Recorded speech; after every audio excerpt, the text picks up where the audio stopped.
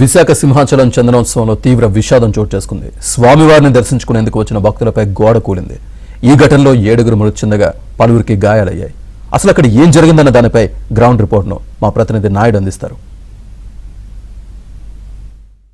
రాత్రి 2 గంటల సమయంలో ఒకసారిగా విఐపీల రాక మొదలైంది. అశోక్ గజపతిరాజు అనువంశ ధర్మకర్తలు ఇక్కడ చేరుకున్న కాసేపటికే ఉరుములు మెరుపులతో కూడినటువంటి భారీ వర్షం పడింది. సో ఆ భారీ వర్షం ఈదురుగాళ్ళకి ఆ తాకిడికి ఇక్కడ ఒకసారిగా ఉన్నటువంటి షెడ్లు ఇవన్నీ కూడా ఎగిరిపడినటువంటి పరిస్థితి. ఇప్పుడు మన ఎదురుగా రైట్ సైడ్ ఏదైతే కనిపిస్తుందో అప్పుడు గాలి దాటికి ఒకసారిగా ఎగిరిపడినటువంటిది ఇప్పటికి కూడా ఆ నిదర్శనం. ఒకసారిగా అక్కడ ఉన్నటువంటి అన్ని కూడా గాలి దాటికి పైన ఉన్నటువంటి కొన్ని రేకులు ఇరుగుపడ్డాయి. ఒక్కసారిగా ఉరుములు మెరుపులతో కూడినటువంటి వర్షం ప్రారంభమైంది. సుమారుగా 20 నిమిషాల పాటు ఈ వర్షం కొనసాగుతూనే ఉంది. భారీగా కురిసినటువంటి వర్షం ఒక్కసారిగా ఇది దిగువ ప్రాంతం ఉండడంతో ఆ మీదన కురిసినటువంటి వర్షం అంతా కూడా మనకి ఇలా కిందకు ఆల్రెడీ వస్తూ ఇప్పుడు ఆల్రెడీ కూడా అదే ప్రాంతానికి ఆ నీరు కూడా కిందకు వచ్చినటువంటి నీరు వెళ్తుంది. సో ఈ నీరు ఇక్కడే కాదు, ఇక్కడ మనం చూస్తున్న దీంట్లో కనిపిస్తుంది. సుమారుగా 2 గంటల 50 నుంచి 55 నిమిషాల క్రమంలో ఇటువైపు నుంచి అలాగే మనకు ఆ ఎదురుగా కనిపిస్తున్న మరోవైపు నుంచి కూడా నీరంతా కూడా ఇక్కడికి చేరుకుంది.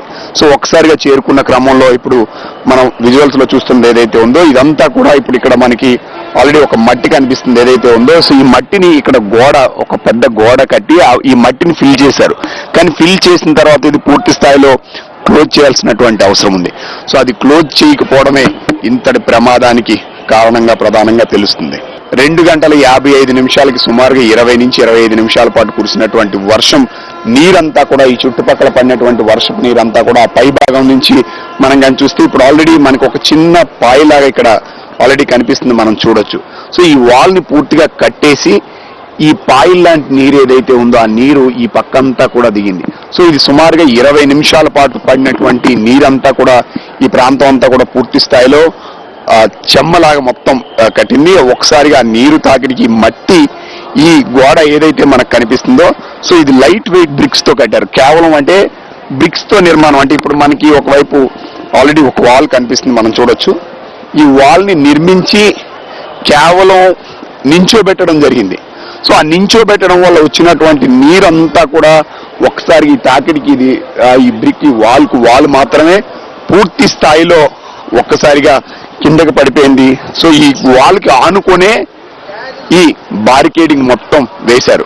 రాత్రి 2:30 సమయంలో భారీగా కురిసినటువంటి వర్షం ఈదురుగాళ్ళకి మొదట ఈ ప్రాంతంలోని రేకులు అవి ఫస్ట్ ఇక్కడ ఎగిరిపడ్డాయి. ఇక్కడికి జాయింట్ కలెక్టర్ అధికారులు కూడా వచ్చి చూడడం జరిగింది. ఆ సమయంలో ఇక్కడ కొంత విద్యుత్ అంతరాయం కూడా ఏర్పడింది. మరి కాసేపటికే ఏర్పడిన తర్వాత ఇప్పుడు మనకు ఆల్రెడీ ఏదైతే వాల్ కనిపిస్తుందో ఈ వాల్ కానీ మనం చూసుకున్నట్లయితే కింద నుంచి మనకు చూస్తే దాదాపుగా 15 ఫీట్ వరకు హైట్ ఉంటుంది. ఇప్పుడు మనకి ఆ కింద ప్రాంతం నుంచి ఒకసారి మనకు ఆ రైట్ సైడ్ కింద చూస్తే ఆ కింద ప్రాంతం నుంచి ఇది హైట్ ఉన్నటువంటి వాల్ మనకు కనిపిస్తుంది. సో ఈ 15 ఫీట్ హైట్ ఉన్నటువంటి వాల్ ఒక్కసారిగా ఎందుకంటే ఇది పూర్తి స్థాయిలో మట్టితో మనకు ఆ రైట్ సైడ్ ఒకసారి పూర్తిగా చూస్తే ఏంటంటే మట్టితో ఇది కట్టారు. సో ఇది చాలా కాలం కాకుండా ఈ మధ్య కాలంలోనే దాదాపు 1 నెల 2 నెలల కాలంలోనే వర్క్ చేసి మట్టితో ఫిల్ చేసి వదిలారు. అయితే భారీ వర్షాలు కానీ ఏమీ లేకపోవడం వల్ల మట్టి యాక్చువల్లీ దిగడంతో పాటుకు ఎప్పుడైనా వర్షం వస్తే అవి పోవడానికి వాటికి సో వాటర్ ప్రెజర్ వాల్స్ అనేది కంపల్సరీ ప్రతి వాళ్ళు నిర్మించాల్సినటువంటి అవసరం ఉంది. అయితే ఇక్కడ పెద్ద ఇబ్బంది ఉండదు అని చెప్పి కాంట్రాక్టర్ లేకపోతే నిర్మాణం చేసిన వాళ్ళు కేవలం ఇలా బ్రిక్లా నిర్మించి కేవలం మనం చూస్తున్నాం కదా ఇలా బ్రిక్లా నిర్మించేసి సో ఈ మధ్యలో మట్టి ఫిల్ చేశారు. అయితే ఈ పైనుంచి వచ్చినటువంటి వాటర్ అంతా కూడా ఒకసారిగా ఇందులో స్టాగ్నేట్ అయ్యి మట్టి ఇదంతా కలిపి ఒక్కసారిగా ఆ వాటర్ మట్టి కలిసి ఆ పిల్లలతో పాటు ఉన్నటువంటిది పూర్తిగా ఈ గోడంతా కూడా ఇక్కడికి మనం పూర్తి స్థాయిలో కిందకి పడిపోయినటువంటి పరిస్థితి సుమారుగా 2 గంటల 50 నుంచి 55 నిమిషాల సమయంలో జరిగింది. ఆ సమయంలో ఇటు 300 రూపాయలు టోకెన్ టికెట్ లైన్ ఇది మనకి ఇక్కడి నుంచి అందరూ ప్రారంభమయ్యి సో ఇలా బైక్ పాస్ అవుతున్నటువంటి పరిస్థితి ఉంది. సో ఇక్కడ ఉన్నటువంటి లైన్ కూడా మనం చూడొచ్చు, 2 లైన్లు ఉన్నాయి. అదే ఇదే పాస్ ఉన్నాయి. ఈ కిందనే చాలా మంది నలిగిపోయినటువంటి పరిస్థితి. అయితే ఆ సమయంలో కానీ మనం చూస్తే ఇంత ఎత్తున ఇప్పుడు మనకి కనిపిస్తున్నటువంటి దాని ఎత్తు మేరన పడిపోయి సో ఒకసారిగా ప్రమాదం జరిగినప్పుడు కానీ సాధారణంగా చూసినటువంటి వీళ్ళంతా కూడా అప్పుడు మనకు చెప్పిన దాని ప్రకారం ఏంటంటే మొదట ప్రమాదం జరిగినప్పుడు కొంతమంది చూశారు. ఆ చూసిన వాళ్ళందరూ ఏమనుకున్నారంటే ఇక్కడ దెబ్బలు తగిలి ఒక 3-4 ఉన్నారు, వాళ్ళ వెంటనే ఆసుపత్రికి తరలించారు. అప్పటికి ఎవరికి ప్రాణాలు పోయనేది కానీ ఇది కానీ ప్రాథమికంగా అందరికీ అందినటువంటి సమాచారం ప్రకారం కానీ సో ఇది 3 గంటల 10 నిమిషాలకి 10-15 నిమిషాల్లో ఇక్కడ నుంచి కొంతమంది దెబ్బలు తగిలిన వాళ్ళని చిన్న దెబ్బలు తగిలిన వాళ్ళని తరలించడం జరిగింది. కానీ ఆ తర్వాత ఇక్కడ ఉన్నటువంటి వాళ్ళందరూ కూడా సమాచారం తెలియడం, జిల్లా కలెక్టరు వీళ్ళంతా ఇక్కడికి వచ్చి సహాయక చర్యలు చేశారు, స్థానికులు చేశారు.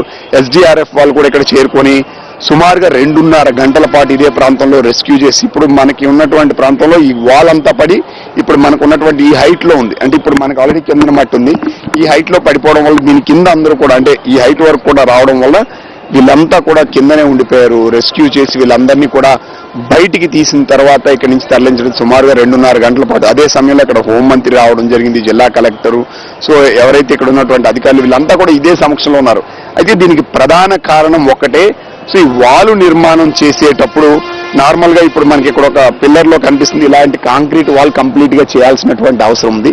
అయితే బ్రిక్స్ తో నార్మల్ గా చేసి ఎలాంటి ఇబ్బంది ఉండదు అనే ఒక దీంతో కట్టి వదిలేయడం వల్ల ఒక్కసారిగా ఎప్పుడు నేను దాదాపు అరగంట పాటు భారీ వర్షం, ఉరుములు మెరుపులతో కొన్ని భారీ వర్షం పడడం, సో ఆ నీరంతా ఇక్కడ చేరి ఇది సాధారణంగా ఒకవేళ మట్టితో ఫిల్ చేసిన తర్వాత ప్లాస్టింగ్ చేయాల్సినటువంటి అవసరం ఉంది. ఆ ప్లాస్టింగ్ చేయకుండా వదిలేయటం వలన ఆ మట్టి అంతా దిగి ఒకసారిగా పిల్లల కింద దిగి ఇది పడిపోవడం వలన ఇంత భారీ ప్రమాదం జరిగింది. అయితే దీనికి ఒక మంత్రుల కమిటీ వీళ్ళందరినీ కూడా వేసి ప్రత్యేక ఏర్పాట్లు చేసినప్పుడు కూడా సో ఇది ఒక ఊహించినటువంటి పరిణామంగానే మనం చెప్పొచ్చు. ఎందుకంటే భారీ వర్షం పడటం వలన ఆ నీరు రావటం, ఇక్కడ ఒక వాల్ కట్టినప్పుడు కూడా వాల్ కూడా దాదాపుగా 2 feet విత్ కట్టారు. అయినప్పటికీ ఈ వాటర్ అంతా ఇక్కడ స్టాగ్నేట్ అయ్యి దీని మీద పడటం వల్ల ఒత్తిడికి ఇది పడిపోయినటువంటి సమయం. మరోవైపు వస్తున్న వాళ్ళందరూ కూడా నడుస్తూ ఉన్నారు. సో అంటే స్టాగ్నేట్ గా ఆగి ఉంటే ఇంకా ప్రమాద బాధితుల సంఖ్య ఇంకా ఎక్కువగా ఉండేటువంటి అవకాశం ఉంది. అంటే మూవింగ్ అయ్యే క్రమంలోనే ఈ ప్రమాదం జరిగింది. దాదాపుగా ఆ సమయంలో 19 మంది వరకు ఈ ప్రాంతంలో ఉన్నారు. అందులో 8 మంది వరకు పూర్తిగా దెబ్బలు తగిలాయి. ఒక మిగతా వాళ్ళకి అందరూ స్వల్ప గాయాలు. ఇప్పుడు అందులో 7 చనిపోయారు. ఒకరు తీవ్ర గాయాలతో ఆసుపత్రిలో ఉన్నటువంటి పరిస్థితి అయితే ఉంది. సో ఇది ఒక అనుకోని ఘటన. ఎప్పుడు ఇలాంటి ఘటనలు కానీ ఇలాంటి సంఘటనలు కానీ జరగలేదు.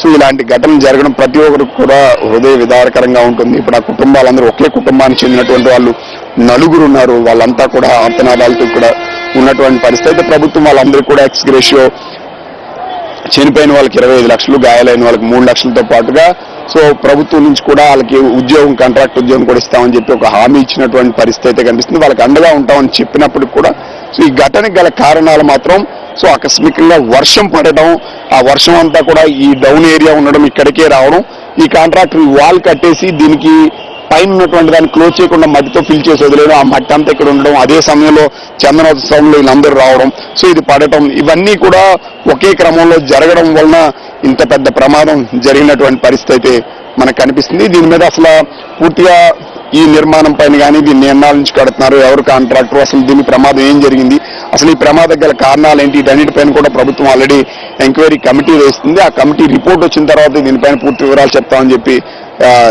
అధికారులు కానీ వీళ్ళు కానీ చెప్తున్నటువంటి పరిస్థితి కనిపిస్తుంది. ఓవరాల్ గా ఎపిసోడ్ లో మాత్రం 7 ప్రాణాలను కోల్పోయారు. ఒకరు ఆసుపత్రిలో ఉన్నారు, మిగతా వాళ్ళకి చిన్న చిన్న గాయాలయ్యాయి.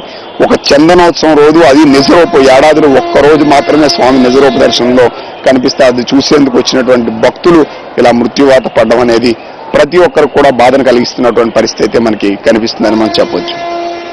వీడియో జర్నలిస్ట్ అభిలాష్తో నాయుడు, సింహాచలం నుండి.